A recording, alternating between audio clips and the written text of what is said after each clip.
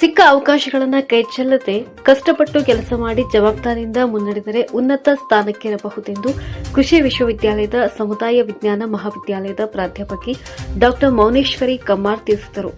ಧಾರವಾಡ ನಗರದ ಕನ್ನಡ ಸಾಹಿತ್ಯ ಪರಿಷತ್ತಿನ ಸಭಾಂಗಣದಲ್ಲಿ ಅಖಿಲ ಕರ್ನಾಟಕ ವಿಶ್ವಕರ್ಮ ಮಹಾಸಭಾ ವತಿಯಿಂದ ಆಯೋಜಿಸಿದ್ದ ಅಂತಾರಾಷ್ಟೀಯ ಮಹಿಳಾ ದಿನಾಚರಣೆ ಕಾರ್ಯಕ್ರಮದಲ್ಲಿ ಮಾತನಾಡಿದರು. ಸರ್ಕಾರದ ಯೋಜನೆಗಳನ್ನು ಸದ್ಬಳಕೆ ಮಾಡಿಕೊಳ್ಳುವ ನಿಟ್ಟಿನಲ್ಲಿ ಮಹಿಳೆಯರು ಸಂಘಟಿತರಾಗಿ ಸಮಾಜದ ಪರವಾಗಿ ಕೆಲಸ ಮಾಡುವ ಅವಶ್ಯಕತೆ ಇದೆ.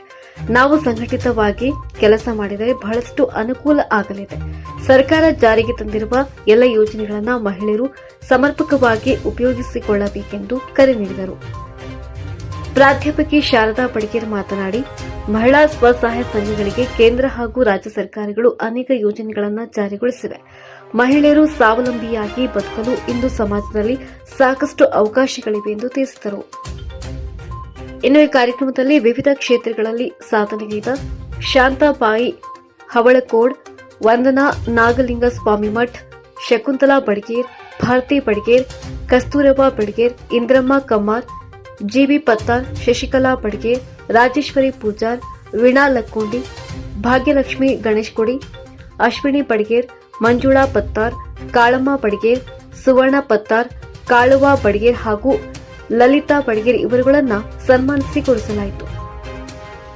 ಇನ್ನು ಈ ಸಂದರ್ಭದಲ್ಲಿ ಅಖಿಲ ಕರ್ನಾಟಕ ವಿಶ್ವಕರ್ಮ ಮಹಾಸಭಾ ಜಿಲ್ಲಾಧ್ಯಕ್ಷ ಕಾಳಪ್ಪ ಬಡಿಗೇರ್, ಡಾ ಮಾಧುರಿ ಕಮ್ಮಾರ್, ಡಾ ವಿಶಾಲಾಕ್ಷಿ ಪಾಟೀಲ್, ಅನುಪಮ ಹಂಸಭಾವಿ, ದೇವಕ ಪತ್ತಾರ್, ರಾಜೇಶ್ವರಿ ಕಮ್ಮಾರ್, ಮಹಾದೇವಿ ಬಡಿಗೇರ್, ಸರೋಜಾ ಬಡಿಗೇರ್ ಸೇರಿದಂತೆ ಸಂಘಟನೆಯ ಪ್ರಮುಖರು ಮತ್ತು ಮಹಿಳೆಯರು ಉಪಸ್ಥಿತರಿದ್ದರು.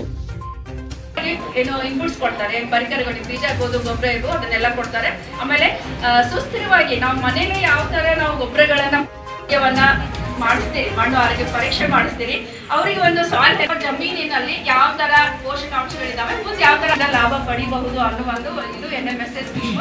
ಅದಾದ್ಮೇಲೆ RKVY ಅಂತಿದೆ, ರಾಷ್ಟ್ರೀಯ ಕೃಷಿ ವಿಕಾಸ ಯೋಜನೆ. ಆಮೇಲೆ ಆರ್ಗ್ಯಾನಿಕ್ ಫಾರ್ಮಿಂಗ್, ಸಾವಯವ ಕೃಷಿ ಬಗ್ಗೆ ನೀವೆಲ್ಲ ಕೇಳಿರ್ತೀರಿ. ಸೊ ಸಾವಯವ ಕೃಷಿ ಬಗ್ಗೆ ಇಷ್ಟೊಂದು ಯೋಜನೆಗಳು